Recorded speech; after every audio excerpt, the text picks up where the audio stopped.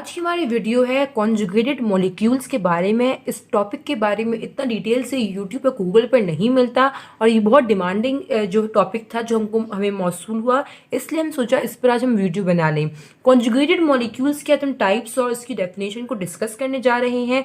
तो conjugated molecules दरअसल वो मॉलिक्यूल्स होते हैं जो कि दो मॉलिक्यूल्स को मिलाकर बने हों। अब कॉन्जुगेट का मतलब क्या होता है? किसी भी चीज़ का एक दूसरे से मिलना या फिर किसी चीज़ का दूसरी चीज़ से जुड़ने को हम कॉन्जुगेट कहते हैं। बायोमॉलिक्यूल्स क्या होते हैं? आप इसे बायोलॉजिकल मॉलिक्यूल्स कहें या फिर आप इसे बायोमॉलिक्यूल्स कहें, जो आपको इजी रहे आप वो कह सकते हैं, जो आपको आसानी हो याद रखने में। तो बायोलॉजिकल मॉलिक्यूल्स बायोमॉलिक्यूल्स में एक ग्रुप आता है, चार, एक हमारी बॉडी के अंदर चार, एक आप समझ लें बायोमॉलिक्यूल्स होते हैं। उसमें आता है लिपिड, हम इसे यहाँ लिखना पसंद करेंगे, लिपिड, प्रोटीन, कार्बोहाइड्रेट्स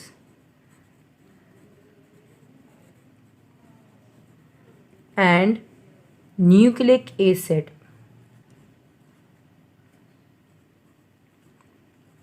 तो बायोमॉलिक्यूल्स के अंदर ये चार आते हैं, lipid, protein, carbohydrate and nucleic acid. Conjugated molecules जब बनते हैं जब लिपिड या प्रोटीन, कार्बोहाइड्रेट या न्यूक्लिक एसिड आपस में मिलेंगे, तो जब भी जो है कॉन्जुगेटेड मॉलिक्यूल्स बनते हैं।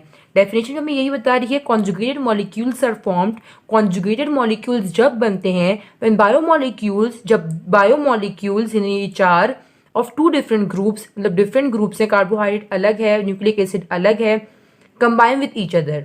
जब दो डिफरेंट ग्रुप के बायोमॉलिक्यूल्स एक दूसरे से मिलते हैं, जुड़ते हैं, तो कॉन्जुगेटेड मॉलिक्यूल्स बनाते हैं।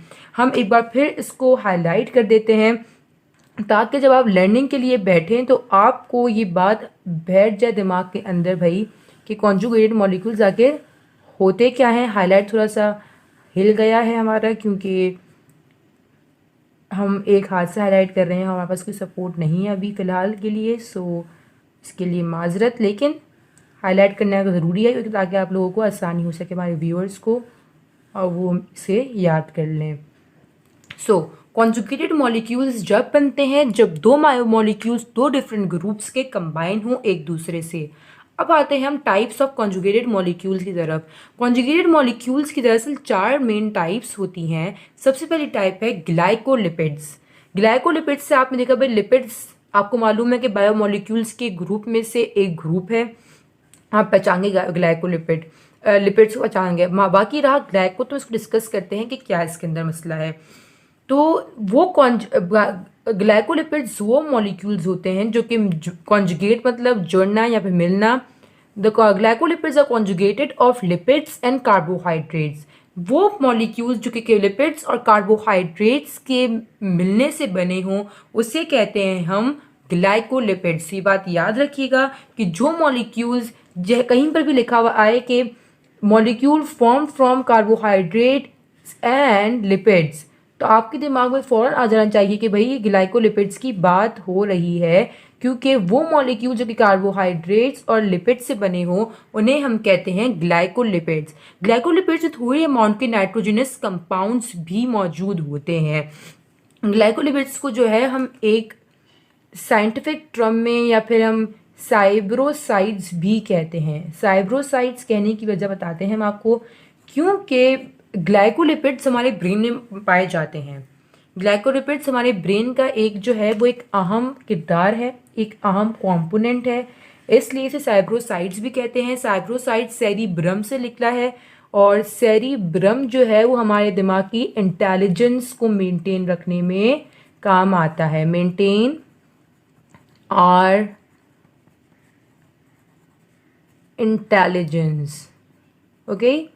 तो उस साइब्रोसाइड्स जो है वो हमारे ब्रेन के अंदर पाया जाता है, जो कि सेरिब्रम का हिस्सा है, और सेरिब्रम मेंटेन करता है हमारे दिमाग की इंटेलिजेंस। तो ग्लाइकोलिपिड्स को साइब्रोसाइड्स भी कहा जा सकता है किसी जगह पर, इसलिए हमने आपको इन्फॉर्म कर दिया ताकि आप कंफ्यूज ना हो किसी भी जगह ज़िंदगी के अंदर कि भाई ये साइब्रोसाइड्स की बात आ गई।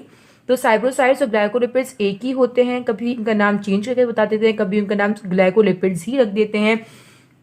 तो ये बात याद रखिएगा कि जो मॉलिक्यूल्स लिपिड्स और कार्बोहाइड्रेट्स को मिलाकर बने उन्हें ग्लाइकोलिपिड्स कहा जाता है। उनमें नाइट्रोजनस कंपाउंड्स भी होते हैं मगर वो स्मॉल अमाउंट में होते हैं। हम सोच रहे हैं कि इसे भी हाईलाइट कर दें क्योंकि ये भी मेन पॉइंट हो गया ग्लाइकोलिपिड का, ताकि आप भूलें ना इस बात को और ये बात भी आपको लगे कि मेन है, इसलिए हम इसको फिर से हाईलाइट कर रहे हैं। सही है। ग्लाइकोलिपिड्स वो मॉलिक्यूल जिसमें लिपिड्स और प्रोटीन हो और स्मॉल नहीं, ग्लाइकोलिपिड्स वो मॉलिक्यूल्स में लिपिड्स और कार्बोहाइड्रेट्स हों और स्मॉल अमाउंट की नाइट्रोजनस कंपाउंड्स भी हों। ग्लाइकोलिपिड्स को सेरेब्रोसाइट्स भी कहते हैं क्योंकि वो सेरिब्रम में पाया जाता है और सेरिब्रम हमारी मेंटेनेंस को, इंटेलिजेंस को मेंटेन रखता है। दूसरी हमारी टाइप है ग्लाइकोप्रोटीन। ग्लाइकोप्रोटीन फॉर्म होता है जब कार्बोहाइड्रेट के मॉलिक्यूल कंबाइन होते हैं प्रोटीन मॉलिक्यूल के साथ। आप समझ गए होंगे कि ग्लाइको यूज हुआ है कार्बोहाइड्रेट्स के लिए। सही है जी। तो glycoproteins are form in molecules of carbohydrates and protein combines with each other. जब कार्बोहाइड्रेट के मॉलिक्यूल्स कंबाइन होते हैं प्रोटीन के मॉलिक्यूल्स के साथ, दे फॉर्म ग्लाइकोप्रोटीन्स। ओके, तो ग्लाइकोलिपिड्स में कार्बोहाइड्रेट्स और लिपिड्स होते हैं, ग्लाइकोप्रोटीन्स में कार्बोहाइड्रेट्स और प्रोटीन होते हैं। ग्लाइकोप्रोटीन को हम और कुछ नाम से नहीं कहा जाता, सिर्फ उसको ग्लाइकोप्रोटीन के नाम से ही पहचाना जाता है। अब हम बढ़ते हैं इसकी तीसरी टाइप की तरफ। अब कॉन्जुगेटेड मॉलिक्यूल की तीसरी टाइप है न्यूक्लियोप्रोटीन्स, या प्रोटीन्स की स्पेलिंग थोड़ी गलत हो गई है, यहाँ पर एन मेंशन करना भूल गए थे, सॉरी फॉर दिस। तो न्यूक्लियोप्रोटीन्स वो प्रोटीन्स होते हैं जो कि न्यूक्लियस के, मतलब these are found in the nucleus. Nucleoproteins जो होते हैं वो सेल के न्यूक्लियस में पाए जाते हैं, कॉन्जुगेट जुड़ते हैं न्यूक्लिक एसिड से। न्यूक्लिक एसिड क्या है? एक बायोमोलिक्यूल है। They are soluble in water. Nucleoproteins जो है वो सेल के न्यूक्लियस में पाए जाते हैं या न्यूक्लियस के अंदर पाए जाते हैं न्यूक्लियोप्रोटीन्स, जो कि बनते हैं किससे? न्यूक्लिक एसिड से। और न्यूक्लिक एसिड है बायोमोलिक्यूल।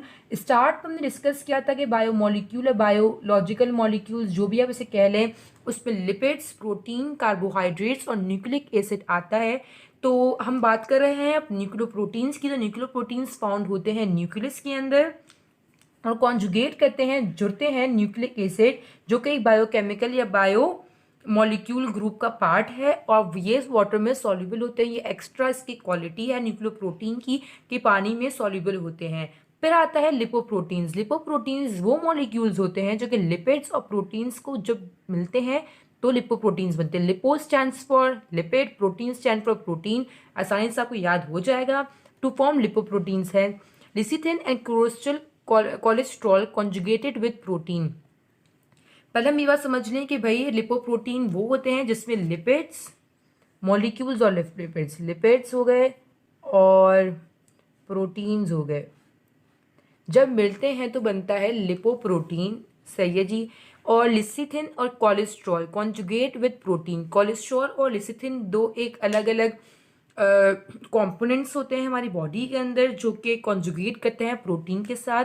इसकी एक अलग एक कहानी है, मगर इसके लिए आपको थोड़ा हायर लेवल पे पढ़ना पड़ेगा, उसकी बहुत डिटेल बात हो जाएगी। अगर हम कोलेस्ट्रॉल और लेसिथिन की कॉन्जुगेटेड प्रोटीन की बात करेंगे तो उसकी बहुत बड़ी एक वीडियो बन सकती है उसके ऊपर, क्योंकि ये समझना और समझाना काफ़ी मुश्किल काम है। तो अभी हम इस बात को सिर्फ याद कर लेते हैं कि लेसिथिन और कोलेस्ट्रॉल जो है वो प्रोटीन से कॉन्जुगेट करता है, प्रोटीन से मिलता है। अगर आप चाहेंगे तो कमेंट सेक्शन में अगर हमसे कोई कहेगा तो हम इसको आगे डिटेल में बताएंगे ज़रूर। तो अभी हम कॉन्जुगेटेड मॉलिक्यूल्स की बात कर रहे हैं। तो कॉन्जुगेटेड मॉलिक्यूल्स वो मॉलिक्यूल्स होते हैं जो कि दो बायोमॉलिक्यूल्स को मिलाकर बनते हैं, लेकिन शर्त ये नहीं चाहिए कि दोनों डिफरेंट ग्रुप से हों। आपने नोटिस किया होगा ग्लाइकोलिपिड्स हो, ग्लाइकोप्रोटीन्स हो, न्यूक्लियोप्रोटीन्स हो, लिपोप्रोटीन्स हो, उन सब में अलग अलग ग्रुप्स आ रहे हैं। किसी ऐसे ग्लाइकोलिपिड्स में कार्बोहाइड्रेट और लिपिड्स है, ग्लाइकोप्रोटीन्स में कार्बोहाइड्रेट और प्रोटीन है, न्यूक्लियोप्रोटीन्स के अंदर सिर्फ और सिर्फ न्यूक्लिक एसिड है, लिपोप्रोटीन के अंदर लिपिड्स और प्रोटीन्स है। तो ये दरअसल एक कॉन्जुगेटेड मॉलिक्यूल को छोटी सी ब्रीफ वीडियो, ताकि आपको जो है आसानी हो जाए, आप लर्निंग करें या आपसे कोई सवाल पूछे या कोई आप एंट्री टेस्ट की तरफ जाएँ। तो उम्मीद है कि आपको समझ आ गया होगा। किसी प्रॉब्लम के लिए हमें कमेंट सेक्शन में कमेंट करें। आप सबका बहुत शुक्रिया।